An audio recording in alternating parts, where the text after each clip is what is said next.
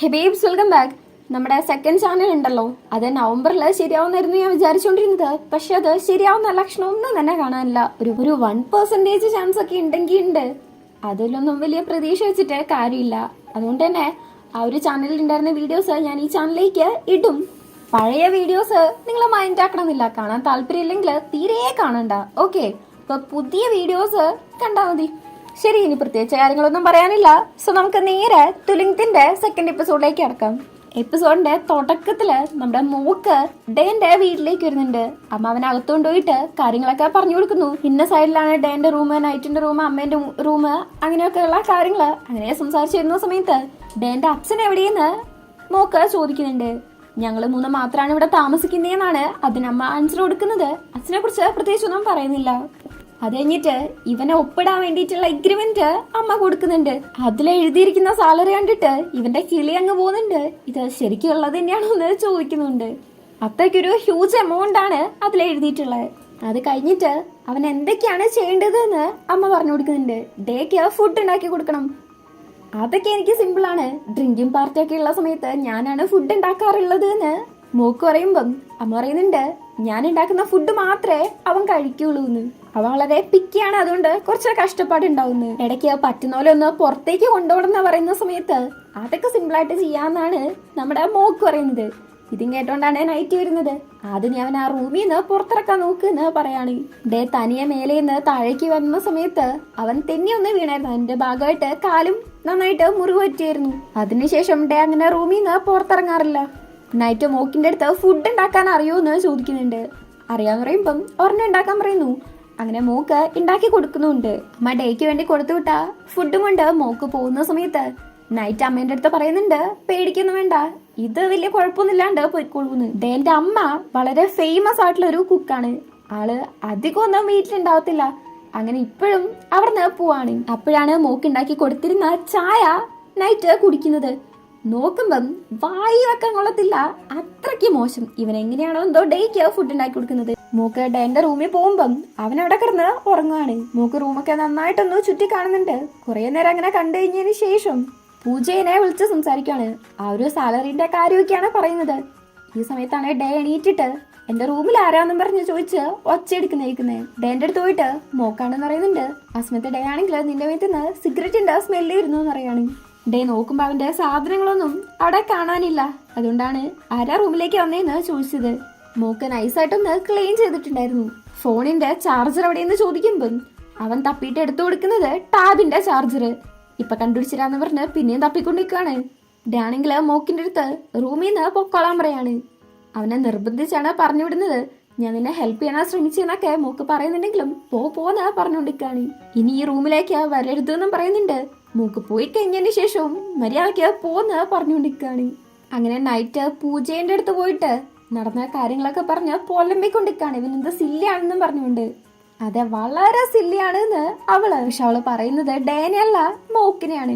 പണ്ട് മോക്ക് പൂജേനെ വളയ്ക്കാൻ ശ്രമിക്കുന്ന സമയത്ത് അവളുടെ കമ്പ്യൂട്ടർ ഒന്ന് സ്ലോ ആയിരുന്നു. ആ സമയത്ത് മോക്കാണെങ്കിൽ പോയിട്ട് റീസെറ്റ് ചെയ്ത് അതിലുണ്ടായിരുന്ന ഫയൽസ് മൊത്തം കളഞ്ഞു. അതിപ്പോഴും അവള് പറയുമ്പോഴും അവനാണെങ്കിൽ അതിനിപ്പോ എന്താ കുഴപ്പമെന്ന് ചോദിച്ചോണ്ടാണ് ഇരിക്കുന്നത്. അമ്മ അതിന് പണി കാണിച്ചതിന് ശേഷം അവള് ഇവന്റെ അടുത്ത് കുറച്ച് നല്ല രീതിക്കാണ് പെരുമാറിക്കൊണ്ടിരുന്നത്. അതേപോലെ ഡേനെയും തന്റെ വഴിക്ക് കൊണ്ടുവരുന്നാണ് മോക്ക് ഭയങ്കര കോൺഫിഡന്റ് ആയിട്ട് പറഞ്ഞുകൊണ്ടിരിക്കുന്നത്. അങ്ങനെ അടുത്ത ദിവസം അവൻ പിന്നെയും ഡേന്റെ അടുത്തേക്ക് പോകുന്നുണ്ട്. നോക്കുമ്പം കീ എടുത്തിട്ടില്ല. ആരേലും വന്ന് വാതിൽ ഉറക്കുന്ന് വിളിച്ചു പോകുന്നുണ്ട്. പക്ഷെ ഒരു മനുഷ്യ കുഞ്ഞു പോലും പുറത്തേക്ക് ഇറങ്ങിയിരുന്നില്ല. അപ്പൊ അങ്ങോട്ടേക്ക് ബ്ലൈൻഡ് ആയിട്ടുള്ള ഒരു പയ്യൻ വരുന്നുണ്ട്. അവന്റെ പേര് അയോൺ എന്നാണ്. നമ്മുടെ ഡേക്ക് കൗൺസിലർ ആയിട്ട് വന്നേക്കാണ്. ഡേ പുതിയതായിട്ടാണല്ലോ ബ്ലൈൻഡ് ആയത്, അതുമായിട്ട് ബന്ധപ്പെട്ട്. പക്ഷെ അതിലുപരിയായിട്ട് ആള് ശരിക്കും വന്നതിന്റെ ഉദ്ദേശം ആഴ്ചയിൽ ഒരു ദിവസമുള്ള നല്ല ഫുഡിന് വേണ്ടിയിട്ടാണ്. അയോൺ പറയുന്നതനുസരിച്ച് അവിടെ ഇരിക്കുന്ന ചെടിച്ചട്ടി പൊക്കി നോക്കുന്നുണ്ട്. അപ്പൊ കീയും കിട്ടുവാണ്. എന്തുകൊണ്ടോ അയോന്റെ സംസാരം മോക്കിന് ഇഷ്ടപ്പെടുന്നുണ്ട്. ഇന്നലെ കുറച്ച് സംഭവങ്ങൾ നടന്നായിരുന്നു. അതുകൊണ്ട് ഡേ നിങ്ങളെ കാണാൻ താല്പര്യപ്പെടുന്നത് തോന്നില്ലെന്ന് മോക്ക് പറയുന്നുണ്ട്. പക്ഷെ അവൻ പറഞ്ഞതിന്റെ നേരെ ഓപ്പോസിറ്റ് ആണ് അവിടെ പോയിട്ട് നടക്കുന്നത്. അയോൻ വന്നു എന്നറിഞ്ഞതും ഡേക്കാണെങ്കിൽ ഭയങ്കര സന്തോഷം. ഇവർ രണ്ടാണെങ്കിൽ ഭയങ്കര ഹൈഫൈ എല്ലാം കൊടുക്കുന്നുണ്ട്. നോക്കുമ്പം രണ്ടുപേരുടെയും കയ്യ് ഒരു വിധത്തിലും തട്ടുന്നേ ഇല്ല. എന്തായാലും രണ്ടുപേരും ഭയങ്കര ഹാപ്പിയാണ്. ഈ സമയത്ത് നമ്മുടെ മോക്ക് ചോദിക്കുന്നുണ്ട് എന്തെങ്കിലും വേണോന്ന്. വേണ്ടെന്ന് ഡേ. ഡേ അയോന്റെ അടുത്ത് ഇന്നലെ മോക്ക് കാരണം നടന്ന കാര്യങ്ങളൊക്കെയാണ് പറഞ്ഞുകൊണ്ടിരിക്കുന്നത്. ക്ലീൻ ചെയ്യാണെന്ന് പറഞ്ഞ് എല്ലാം കൂടെ കൊണ്ടുപോയി മാറ്റി വെച്ചു. ഇതുവരേക്കും സർജറി കിട്ടിയിട്ട് പോലുമില്ല. ഇനിയിപ്പോ അഥവാ മോക്ക് അതുവല്ലം വിറ്റോന്ന് കോമഡി ആയിട്ട് പറഞ്ഞുകൊണ്ടിരിക്കുകയാണ്. അഡ്ജസ്റ്റ് ചെയ്യാൻ വേണ്ടിയിട്ട് അവന് കുറച്ച് ടൈം വേണ്ടി വരുന്ന അയവൻ പറയുന്നുണ്ട്. ആകെപ്പാടെ ഞാൻ ഒരാഴ്ച കൊടുക്കും, അത് കഴിയുമ്പോ അവൻ തന്നെ പൊക്കോളുന്ന് ഡേയ്. ഞാൻ അവന്റെ കാര്യമല്ല പറഞ്ഞത്, നിനക്ക് അഡ്ജസ്റ്റ്മെന്റ് ചെയ്യാൻ വേണ്ടിയിട്ട് കുറച്ചും കൂടെ ടൈം വേണമെന്നാ പറഞ്ഞത് എന്ന് അയവൻ പറയുന്നുണ്ട്. മോക്കിന്റെ കൂടെ ഡേക്ക് ടൈം സ്പെൻഡ് ചെയ്യാൻ താല്പര്യമുണ്ട് എന്ന് മനസ്സിലാക്കിയിട്ട് എനിക്കതിന് അവന്റെ കൂടെ ടൈം ഒന്നും സ്പെൻഡ് ചെയ്യണ്ടെന്ന് ഡേ പറയുന്ന സമയത്താണ് അയവൻ പറയുന്നത്, ഇതുവരേക്കും ഡേനെ ടേക്ക് കെയർ ചെയ്യാൻ വന്നിട്ടുള്ള ഒരാളെ കുറിച്ചും ഇതുവരേക്കും അവൻ കംപ്ലൈന്റ് ചെയ്തിട്ടില്ല എന്ന്. അപ്പോഴാണ് ഡേയും അത് റിയലൈസ് ചെയ്യുന്നത്. അങ്ങനെ അവര് സംസാരിച്ച് ഒരു പെണ്ണിനായോനെ ഇഷ്ടപ്പെട്ടിട്ടുണ്ട്, ആ ഒരു കാര്യത്തിലേക്ക് എത്തുന്നുണ്ട്. ഡേന്റെ അടുത്ത് സംസാരിച്ച് കഴിഞ്ഞിട്ട് മോക്കിന്റെ അടുത്തേക്ക് പോകുന്നുണ്ട്. അങ്ങനെ സംസാരിച്ചിരുന്ന് ഒരു സെൽഫി എടുക്കുവാണ്. വോയിസ് അനുസരിച്ച് എന്താണോ ഫോണില് പറയുന്നത് ആ കാര്യങ്ങളൊക്കെ ഫോൺ എന്നെ എടുത്തു തരുമല്ലോ, അതേ കൂട്ടാണ് അയൺ ചെയ്യുന്നത്. പക്ഷെ എന്നാലും കറക്റ്റ് ആയിട്ട് ഫോണൊക്കെ പിടിച്ച് പോസൊക്കെ ചെയ്ത് ഫോട്ടോ എടുക്കുമ്പം നമ്മുടെ മോക്ക് എന്നെ ചോദിക്കുന്നുണ്ട്, ശരിക്കും ആള് ബ്ലൈൻഡ് തന്നെയാണോ എന്ന്. എല്ലാവർക്കും അവരുടേതായ ഓരോരോ വഴികളുണ്ട് എന്ന് അയോൻ.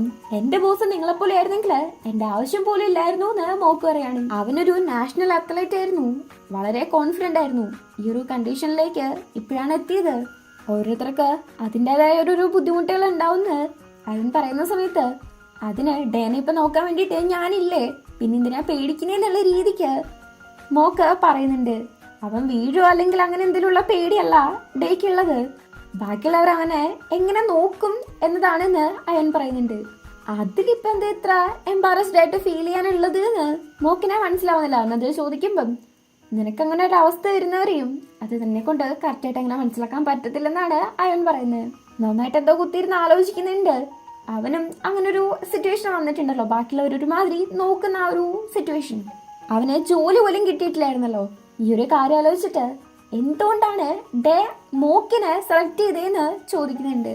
അത് എനിക്കറിയത്തില്ല, ആകെപ്പാടെ എനിക്കറിയാവുന്നത് ഒരാഴ്ചത്തേക്ക് മാത്രമേ നീ ഇവിടെ നിൽക്കുള്ളൂന്ന് അവൻ വെറ്റിവെച്ചിട്ടുണ്ട് എന്ന് പറയാണ്. അതെങ്ങനെ അവൻ അങ്ങനെ കോൺഫിഡന്റ് ആയിട്ട് പറയാന്ന് മോക്ക്. നീ സന്തോഷിക്കാണ് വേണ്ടത്, ഇതിന് മുന്നേ ഉണ്ടായിരുന്ന ആൾക്കാരൊന്നും 3 ദിവസത്തെ കൂടുതൽ ഇവിടെ നിന്നിട്ടേ ഇല്ലെന്ന് അയോൻ. മോക്ക് കാര്യമായിട്ട് എന്തോ ചിന്തിക്കുന്നതായിട്ട് കാണിക്കുന്നുണ്ട്. അടുത്ത സീനില് ഡേക്ക് വേണ്ടിയിട്ടുള്ള ഫുഡ് കൊണ്ടുപോകുന്നുണ്ട്. അവിടെ പുറത്ത് വെച്ചിട്ട് പൊക്കോളാൻ ഡേ പറയാണ്. മോക്കിന് എവിടെയാണോ പോണ്ടത് അവിടെ പൊക്കോ, ഞാൻ ഒരു കാര്യത്തിനും വിളിക്കത്തില്ലെന്ന്. പക്ഷെ മോക്ക് പോകുന്നൊന്നുമില്ല, അവിടെ വാതിലിന്റെ സൈഡിൽ തന്നെ നിൽക്കുവാണ്. കുറച്ച് കഴിയുമ്പോൾ ഡേയും വന്ന് ഫുഡ് എടുക്കുന്നുണ്ട്. പോവാൻ നിൽക്കുന്ന സമയത്ത് ഇവനാണെങ്കിൽ തൊട്ടടുത്തല്ലേ ഉള്ളത്, ഞാൻ ഇവിടെ തന്നെ ഉണ്ടെന്ന് പറയാണ്. പവൻ ചക്കനാണെങ്കിൽ പേടിച്ചു പോകുന്നുണ്ട്. അൺഎക്സ്പെക്റ്റഡ് ആയിരുന്നില്ലേ.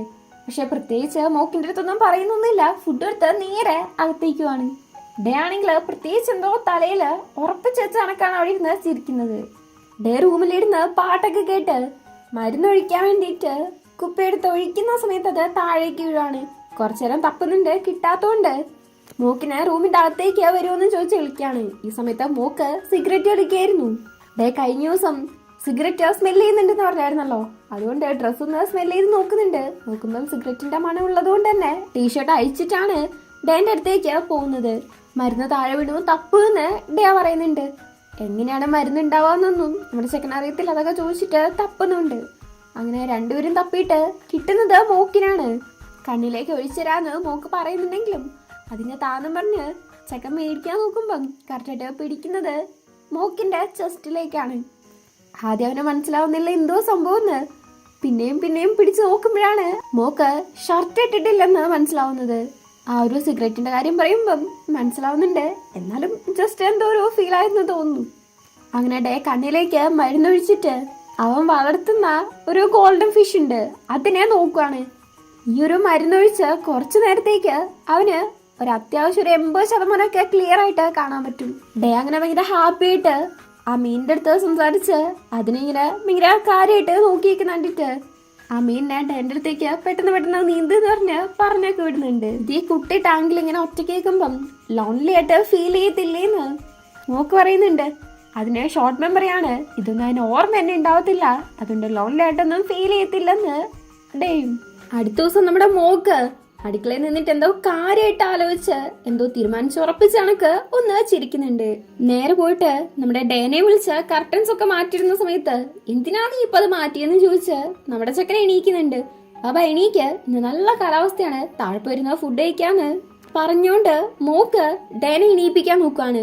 ഡേ ആണെങ്കില് കൊന്നാലും ഞാൻ എണീക്കില്ല എന്ന് പറഞ്ഞുകൊണ്ടാണ് നിൽക്കുന്നത്. മോക്കിനെ പിടിച്ച് ഇറക്കി വിടാൻ വേണ്ടിയിട്ട് തള്ളിക്കൊണ്ടുപോകുന്ന സമയത്ത് മോക്കാണെങ്കിൽ പെട്ടെന്ന് ആ ഒരു അക്വേറിയത്തിലേക്ക് നോക്കുവാണ്. മീൻ എന്തൊരു കുഴപ്പമുണ്ട്, അത് സഫോക്കേറ്റഡ് ആയിട്ട് ഇരിക്കുന്നേന്ന് മോക്ക് ഡേന്റെ അടുത്ത് പറയുമ്പം ഡേ ആണെങ്കിൽ ആകെപ്പാടെ പേടിച്ചു പോണം. അവന് മീനിനെ ഭയങ്കര ഇഷ്ടമാണല്ലോ.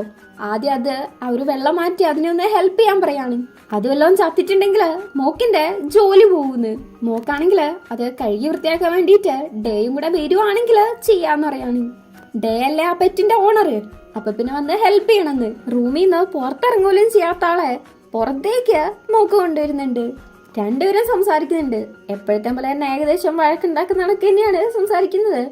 ഈ സമയത്താണ് ഡേക്ക് മുല്ല പൂത്ത മണം കിട്ടുന്നത്. ആ ഒരു സ്മെല്ലാവാൻ ഭയങ്കരമായിട്ട് ആസ്വദിക്കുന്ന കണ്ടിട്ട് എനിക്കത് കാണണോന്ന് മോക്ക് ചോദിക്കുന്നുണ്ട്. വേണ്ടെന്ന് ഡേ. പക്ഷെ മോക്ക് ഡേന്റെ അടുത്തേക്ക് മുല്ലപ്പൂ പറിച്ച് കൊണ്ടുവെക്കുന്നുണ്ട്.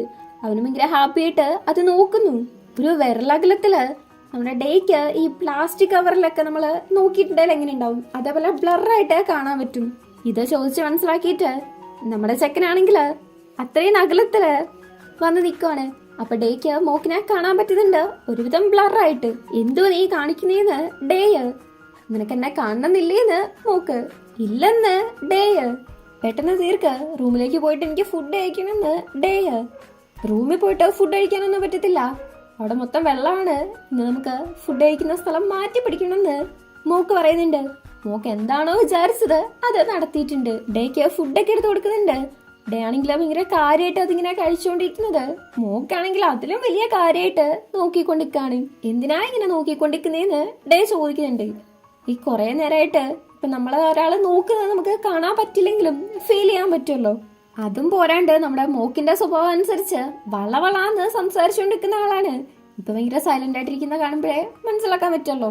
ഡേ നല്ല റിച്ച് അല്ലേ, പുറത്തുനിന്ന് ഓർഡർ ചെയ്ത് കഴിച്ചൂടെ, എന്തിനാ എപ്പോഴും ഇങ്ങനെ വീട്ടിൽ തന്നെ ഉണ്ടാക്കുന്ന ഫുഡ് കഴിക്കുന്നേന്ന് മോക്ക് ചോദിക്കുന്നുണ്ട്. അവന്റെ അമ്മേന്റെ റെസിപ്പി തന്നെയാണ് എല്ലാടെയും ഉണ്ടാവുക, പിന്നെ എവിടെ നിന്ന് കഴിച്ചാലും ഒരേപോലെ അല്ലേ എന്നാണ് ഡേ തിരിച്ചു ചോദിക്കുന്നത്. സോസ് എടുക്കാൻ വേണ്ടിയിട്ട് മോക്ക് പോകുന്നുണ്ട്. എവിടെയുള്ളേന്നൊക്കെ ഡേ ആണ് പറഞ്ഞു കൊടുക്കുന്നത്. പക്ഷെ അവിടെ പോയി നോക്കുമ്പം ആകെപ്പാടെ ഗ്ലാസ് മാത്രമേ അവിടെ ഉള്ളൂ. ഒന്നുകൂടെ നന്നായിട്ട് നോക്കാം, അവിടെ തന്നെ ഉണ്ട് എന്നാണ് ഡേ പറയുന്നത്. നന്നായിട്ട് നോക്കിയെന്ന് പറഞ്ഞ് സിങ്ങിന്റെ താഴെ പോയി നോക്കുമ്പം അവിടെ നിന്നാണ് മോക്കിന് ആ ഒരു സോസ് കിട്ടുന്നത്. അതും എടുത്ത് തിരിച്ചിരുന്ന സമയത്ത് അവന്റെ കാലിടിക്കുവാണ്. അപ്പൊ ചിരിച്ചുകൊണ്ട് ഡേ പറയുന്നുണ്ട്, എന്റെ കാലിടിച്ച അതേ സ്ഥലത്ത് തന്നെയാണ് നിന്റെയും കാല് ഇടിച്ചത്. നിന്റെ റൂം ഞാൻ ക്ലീൻ ആക്കിയിട്ടുണ്ട്, ഇത് കഴിഞ്ഞിട്ട് നമുക്ക് കുറച്ച് ഫണ്ണായിട്ട് എന്തെങ്കിലും ചെയ്യാന്ന് മോക്ക് പറയുന്നുണ്ട്. നോക്കുമ്പം സിനിമ കാണാൻ വേണ്ടിയിട്ടാണ്. അവന്റെ വീട്ടിൽ തന്നെ തിയേറ്റർ ഉണ്ട്. എന്നെ കൊണ്ട് സിനിമ കാണിക്കാനാണോ, ശരിക്കും നീ കാര്യമായിട്ട് തന്നെയാണോ പറയുന്നേന്ന് ഡേ ചോദിക്കുന്നുണ്ട്. കാണാൻ പറ്റില്ലല്ലോ, എന്താ സൗണ്ട് കേൾക്കാലോന്ന് മോക്ക്. സൗണ്ട് മാത്രമായിട്ട് കേൾക്കുന്നത് രസം ഉണ്ടാവില്ലെന്ന് ഡേയും. അതെങ്ങനെ നിനക്കറിയാ, നീ ഇതിനു മുന്നേ ചെയ്തിട്ടുണ്ടോന്ന് മോക്ക്. അപ്പൊ നമ്മുടെ ചെക്കൻ സൈലന്റ് ആയിട്ടാണ് ഇരിക്കുന്നത്. അങ്ങനെ ഒരു സിനിമയെ സെലക്ട് ചെയ്ത് കാണാനിരിക്കുന്നുണ്ട്. നോക്കുമ്പോ അത് ഒരു ഹൊറർ മൂവിയാണ്. ഹൊറർ മൂവീസ് നമുക്ക് പേടിയാണെങ്കിലും ഭയങ്കര ആരവത്തോടെയാണല്ലോ ഇരുന്ന് കാണുക. അതേപോലെ തന്നെയാണ് ഡേയും ഇരിക്കുന്നത്. അവനാണെങ്കിൽ നന്നായിട്ട് പേടിക്കുന്നുണ്ട്. ഇത് കണ്ടിട്ട് മോക്ക് അവനെ കളിയാക്കുന്നുണ്ട്. അങ്ങനെ ഇവർ രണ്ടും ഭയങ്കര ഹാപ്പി ആയിട്ട് ഇരിക്കുന്ന സമയത്താണ് അങ്ങോട്ടേക്ക് നൈറ്റും അവന്റെ 2 ഫ്രണ്ട്സും കൂടെ വരുന്നത്. ഇവനെ കാണുമ്പം നീ എന്താ താഴേക്ക് വന്നേന്ന് നൈറ്റ് ചോദിക്കുകയാണ്. നീ എപ്പോഴാ സ്റ്റേജ് ചെയ്യുന്ന തിരിച്ചു വന്നത്, എവിടെയാ നീ താമസിച്ചിരുന്നത് എന്നൊക്കെയാണ് നൈറ്റിന്റെ ഫ്രണ്ട്സ് ചോദിക്കുന്നത്. ഇതൊക്കെ കേൾക്കുമ്പം നമ്മുടെ ഡേക്ക് ഒരുമാതിരി ആവാണ്. ഇങ്ങനെ ഓരോരുത്തര് ഇവനെ കണ്ണ് കാണില്ല എന്ന് മനസ്സിലാക്കുന്നത് കൊണ്ടും അങ്ങനെ ഒരുമാതിരി അവൻ എംബാരസ്ഡ് ആയിട്ട് ഫീൽ ചെയ്യുന്നതുകൊണ്ടാണ് സാധാരണയായിട്ട് റൂമിൽ നിന്ന് പുറത്തേക്ക് വരാത്തത്. ഇപ്പൊ ഈ ഒരു സിറ്റുവേഷനിൽ അവൻ ഒരുമാതിരിയായിട്ട് എണീറ്റ് വന്ന് നിൽക്കുമ്പോഴാണെങ്കിൽ താഴെ വീണുവാണ്. പിന്നെ എണീക്കാൻ ശ്രമിക്കുന്നുണ്ടെങ്കിലും പിന്നെ വീഴുന്നു. അങ്ങനെ ഒരു വിധത്തിലാണ് അവിടെ നിന്ന് പോകുന്നത്. ഇങ്ങനെ ഒരു സിറ്റുവേഷൻ ഉണ്ടായതുകൊണ്ട് ഭയങ്കര അപ്സെറ്റ് ആണ്, നല്ല കലിപ്പിലൊക്കെയാണ് ഉള്ളത്. റൂമിൽ പോയിട്ട് കഥ കടച്ചിരിക്കുന്ന സമയത്ത് നമ്മുടെ മോക്ക് വന്നിട്ട് ഞാനാ വന്നത് അതിലോർക്കെന്ന് കുറെ വിളിക്കുന്നുണ്ട്. ഇപ്പൊ നിനക്ക് മനസ്സിലായോ എന്തുകൊണ്ടാ ഞാൻ താഴേക്ക് വരാത്തത് എന്ന് ഇന്ന് ഡേ. ഇത് നിന്റെ ലൈഫാണ്, ബാക്കിയുള്ളവരെ നിന്നെ കുറിച്ച് വിചാരിക്കുന്നതൊക്കെ നീ ഇതിനെ മൈൻഡ് ആക്കുന്നതെന്നാണ് മോക്ക് പറയുന്നത്. അവനും ഇതേപോലെ ലൗക്ക് ചെയ്തിരുന്നിട്ടുണ്ട് എന്ന്. ഞാൻ നിന്നെ പോലെ അല്ലെന്ന് ഡേ. അതെ ശരിയാണ്, നീ എന്നെ പോലെ അല്ല, നിനക്കൊരു വീടുണ്ട്, പണമുണ്ട്, ഫാമിലി ഉണ്ട്, നീ എന്നെ പോലെയല്ല എന്നാണ് മോക്ക് പറയുന്നത്. അപ്പടെ ദേഷ്യത്തിൽ പറയാണ്, അങ്ങനെയാണെങ്കിൽ നീ എനിക്കുള്ളതെല്ലാം എടുത്തോ, എന്നിട്ട് നിന്റെ കണ്ണ് മാത്രം ഇങ്ങനെ തന്നേക്ക്, എന്താ പറ്റുമെന്ന് ചോദിക്കുകയാണ്. എല്ലാരും പറയും മനസ്സിലാവുന്നുണ്ട് എന്ന്, പക്ഷെ അവർക്ക് ഫീൽ ചെയ്യുന്നത് വരെയും അതൊന്നും മനസ്സിലാക്കാനേ പറ്റത്തില്ല എന്നൊക്കെയാണ് ഡേ പറയുന്നത്. ആ സമയത്ത് നമ്മുടെ ചെക്കൻ ഭയങ്കര സൈലന്റ് ആയിട്ട് തന്നെയാണ് നിൽക്കുന്നത്. എന്നിട്ട് സോറി ചോദിക്കുന്നുണ്ട്, നീ വാതിലുറക്ക് എന്ന് കുറെ പറയുന്നുണ്ട്. പക്ഷേ ഡേ ആണെങ്കിൽ ഹെഡ്സെറ്റും വെച്ച് അവിടെ ഇരിക്കുകയാണ്. മൂക്ക് ഒരുപാട് പറയുന്നുണ്ട്, പക്ഷെ അതൊന്നും നമ്മുടെ ഡേ കേൾക്കുന്നില്ല. അങ്ങനെ കുറെ വിളിച്ചതിന് ശേഷം അവൻ ആലോചിക്കുകയാണ്, മൂക്കിന്റെ അനിയത്തി റങ് അവള് ബാത്റൂമിലാണ് മരിച്ചടന്നത്, അതും കയ്യർത്തിട്ട്. അത് കണ്ടത് പൂജയായിരുന്നു. അതുപോലെ ഇവനും വല്ല കടുങ്കയും ചെയ്യുവോന്ന് മൂക്കിന് ഭയങ്കരമായിട്ട് അങ്ങ് പേടിയായി പോവാണ്. ഭയങ്കര ഒച്ചയില് വാതിലുറക്കെന്ന് പറഞ്ഞ കുറെ ഡോറിനെ തട്ടുന്നുണ്ടെങ്കിലും അപ്പോഴും ഡേ തുറക്കുന്നില്ല. അവൻ എന്നെ കേട്ടിട്ട് വേണ്ടേ വന്ന് തുറക്കാൻ. ആകെപ്പടെ പേടിച്ച് ഡോറ് ചവിട്ടി തുറന്ന് അവൻ അകത്തേക്ക് വന്ന് നോക്കുമ്പം നമ്മുടെ ചെക്കൻ കുളിച്ചോണ്ടിരിക്കാണ്. അതും അവൻ വാതിലിടിക്കുന്ന സൗണ്ടൊക്കെ കേട്ടിട്ട് ഫുള്ള് നേക്കഡായിട്ട് അവൻ പുറത്തേക്ക് വന്ന് നിൽക്കുമായിരുന്നു. ഫുള്ള് കണ്ടിട്ട് നമ്മുടെ ചെക്കൻ തിരിഞ്ഞു നിൽക്കുന്നുണ്ട്. ഇങ്ങനെ മോക്കകത്ത് വന്നു അറിയുമ്പം നമ്മുടെ ഡേക്കും ആകെപ്പാടെ ഒരുമാതിരി തോന്നാണ്. ഫുള്ള് നമ്മളെ നേക്കഡായിട്ട് ഒരാൾ കണ്ടിട്ടുണ്ടെങ്കിൽ ഉറപ്പായിട്ടും തോന്നുന്നല്ലോ. ഒരു ടവലും ചുറ്റി വരുന്നുണ്ട്. എന്തിനിങ്ങോട്ടേക്ക് വന്നേന്ന് ഒരുമാതിരി രീതിക്ക് ഡേ ചോദിക്കുമ്പം ഇതിനെക്കുറിച്ച് വറീഡ് ആയിട്ടാണ് എന്ന് പറഞ്ഞോണ്ട് ഡേന്റെ കൈയും പിടിച്ചാൽ നോക്കുന്നുണ്ട്. കൈ തട്ടി മാറ്റിയിട്ട് പുറത്തു പോന്ന് ഡേ പറയുമ്പം ഞാൻ വേണമെന്ന് വിചാരിച്ച് വന്ന് കണ്ടതല്ലെന്ന് അവൻ പറഞ്ഞു തീർക്കുമ്പോഴേക്കും നിന്നെ ജോലിന്ന് പിരിച്ചു വിട്ടൂന്ന് ഡേ പറയാണ്. അങ്ങനെ സൈലന്റ് ആയിട്ട് നമ്മുടെ കൊച്ചു അവിടുന്ന് പോന്നു. അടുത്ത ദിവസം ഡേ മറ്റേ പ്രിൻസസിന്റെയും ഫോക്സിന്റെയും സ്റ്റോറി ഉണ്ടല്ലോ, അന്ന് മോക്ക് വായിച്ചു കൊടുത്തത്. അതേ കൂട്ട് അതിൽ തന്നെ ബാക്കിയായിട്ടുള്ള ഒരു കഥ കേട്ടോണ്ട് നടക്കുവാണ്. അയോൻ പറഞ്ഞ കാര്യങ്ങളും നമ്മുടെ മോക്കിനെ ജോലിന്ന് പറഞ്ഞു വിട്ടതും അടുത്തുനിന്ന് മോക്കിനെ കണ്ടതുമായിട്ടുള്ള മെമ്മറീസ് ആലോചിച്ച് ആകെപ്പാടൊരു മനസ്സമാധാനം ഇല്ലാണ്ടാണ് ഡേ നിൽക്കുന്നത്. എന്താക്കിയിട്ട് അവനൊരു സാറ്റിസ്ഫാക്ഷൻ കിട്ടുന്നില്ല. താഴെ വന്നിരുന്ന് മൂവി വെക്കാൻ വേണ്ടിയിട്ടാണോ അതോ ബുക്ക് വായിക്കാൻ വേണ്ടിയിട്ടാണോ എന്തോ കാര്യമായിട്ട് നോക്കിക്കൊണ്ടിരിക്കുന്ന സമയത്താണ് കോളിമെല്ലടിക്കുന്ന സൗണ്ട് കേൾക്കുന്നത്. ഒരു പ്രതീക്ഷയോടാണ് അവൻ നോക്കുന്നത്. ഇനിയിപ്പോ മോക്കാണോ എന്നാണോ എന്തോ. നൈറ്റാണ് പോയി നോക്കുന്നത്. ആരാന്ന് നോക്കുമ്പോ അത് പൂജയാണ്. ഡേനെ കാണാൻ വേണ്ടിയിട്ടാ വന്നേന്ന് പറയുമ്പം അവന്റെ അടുത്തേക്ക് കൊണ്ടയാക്കുന്നുണ്ട്. അവള് വന്നത് നമ്മുടെ മോക്ക് ഡേക്ക് കൊടുത്തുവിട്ട ഗിഫ്റ്റ് കൊണ്ടാണ്. അത് നോക്കുമ്പം ഒരു സ്ലിപ്പേഴ്സാണ്, ഓറഞ്ച് കളറാണ്. മീനാണോ കരടിയാണോ പട്ടിയാണോ എന്നൊന്നും അവൾക്ക് മനസ്സിലാവുന്നില്ല. ഭയങ്കര സോഫ്റ്റ് ആയിട്ട് നല്ല കട്ടയായിട്ടുള്ളൊരു സ്ലിപ്പറാണത്.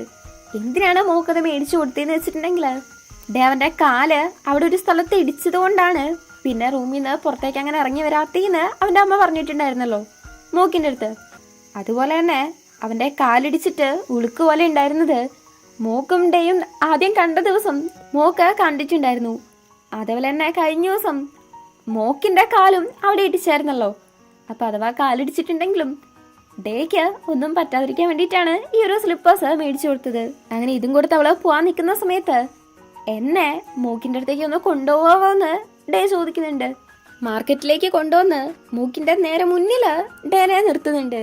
മോക്കാണെങ്കിൽ അവിടെ കണ്ണും കെട്ടിയിരുന്ന് ഫുഡ് കഴിച്ചോണ്ടിരിക്കാണ്. ഇന്നലെ ഡേന്റെ അടുത്ത് നിന്ന് തിരിച്ചു വന്നപ്പോ മുതല് ഇവനിങ്ങനെ കണ്ണും കെട്ടിയിട്ടാണ് ഈ ഒരു സ്ഥലത്ത് തന്നെ നിൽക്കുന്നത്. നാട്ടുകാരൊക്കെ വിചാരിക്കുന്നതാണെങ്കിൽ മൂക്കിന് എന്തോ മെന്റൽ ആയെന്നാണ്. ഇക്കാര്യം അവളെ ഡേന്റെ അടുത്ത് പറയുന്ന സമയത്ത് ഡേ ആണെങ്കിൽ നേരെ മോക്കിന്റെ അടുത്തേക്ക് പോവാണ്. ഇങ്ങനെ പെട്ടെന്ന് ഒരാൾ വന്ന് കഴുത്തിലൊക്കെ തുറന്ന സമയത്ത് ആരാണേലും പേടിച്ചോല്ലോ. അങ്ങനെ നോക്കുമ്പോഴാണ് മനസ്സിലാവുന്നത് അത് ഡേ ആണെന്ന്. എന്തോ നീ കാണിക്കുന്നത്, എന്താ ബ്ലൈൻഡ് ആവണമെന്നുണ്ടോന്ന് ഡേ ചോദിക്കുകയാണ്. മനസ്സിലാക്കാൻ വേണ്ടിയിട്ടാണ് എന്ന് മോക്ക് ഇങ്ങനെ കണ്ണും കെട്ടി ചെയ്തിട്ടുണ്ടെങ്കിൽ മനസ്സിലാവുന്നാണോ എന്ന് ഡേ ചോദിക്കുന്നുണ്ട്. മോക്ക് ഡേനെ അവിടെ ഇരുത്തുന്നുണ്ട്. ഡേ ആണെങ്കിൽ ഇങ്ങനെ കണ്ണൊക്കെ കെട്ടിയിട്ട് എന്താ മനസ്സിലാക്കിയെന്ന് ചോദിക്കുകയാണ്. ഞാൻ നിന്നെ തീരെ മനസ്സിലാക്കിയിട്ടില്ലെന്ന് മനസ്സിലായി എന്നും പറഞ്ഞ് മോക്ക് സോറി ചോദിക്കുന്നുണ്ട്.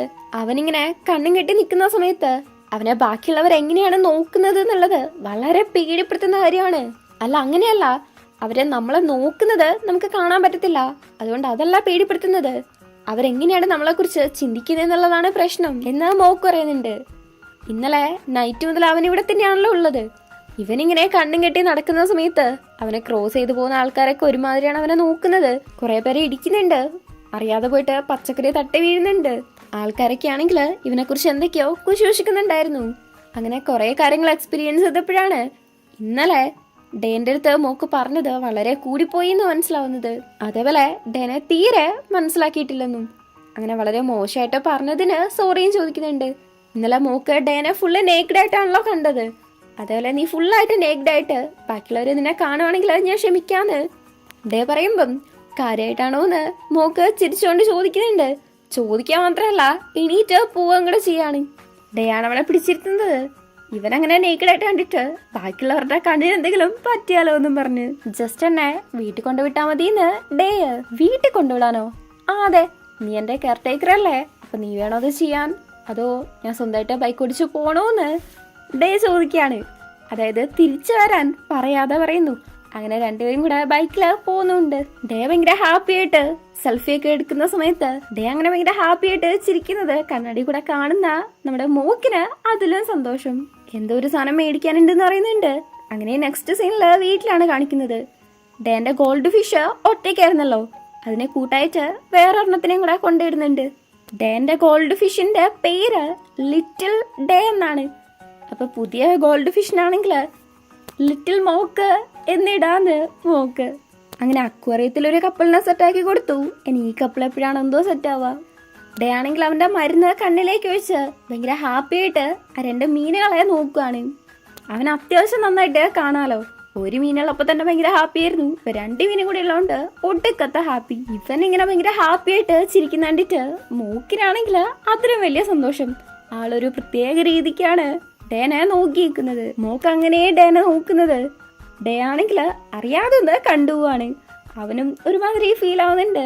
അങ്ങനെ രണ്ടുപേരും കുറെ നേരം നോക്കുന്നുണ്ട്. മീനിനെ നോക്കും, നൈസായിട്ട് ഇപ്പുറത്ത് കൂടെ ഡേനെ നോക്കും, തിരിച്ചു അതേപോലെ തന്നെ. അങ്ങനെ ഈ പയ്യന്മാർ രണ്ടും കൂടെ മാറി മാറി ഭയങ്കര കാര്യമായിട്ട് നോക്കിക്കൊണ്ടിരിക്കുന്നേ കാണിച്ചുകൊണ്ടാണ് ഈ ഒരു എപ്പിസോഡ് കഴിയുന്നത്.